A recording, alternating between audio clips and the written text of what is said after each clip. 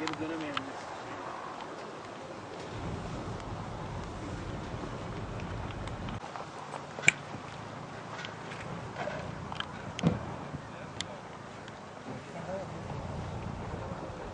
Bir tane daha var.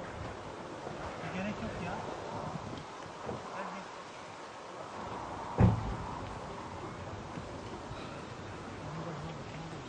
Ne? Ondan da var.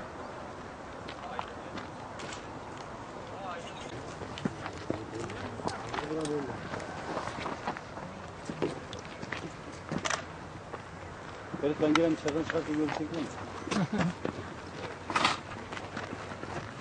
Yok, ben kim istedim? Yok. Sen gidemezsin. Çıkarmıyor, niye o çıkanlar benden zayıf mıydı?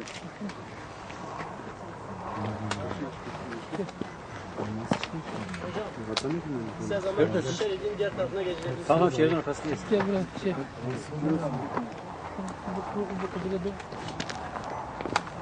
Tamam. Hazır.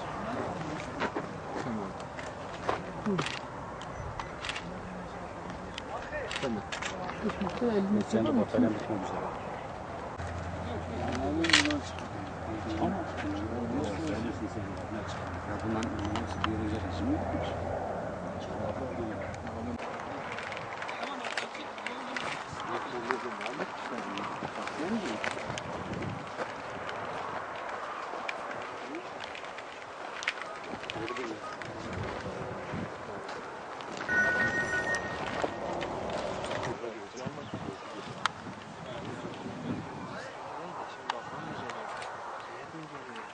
Bunlar bakan geliyor.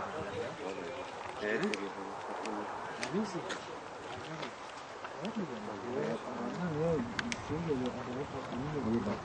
İkiler de aradı. Bir heyet gönderiyorum oraya.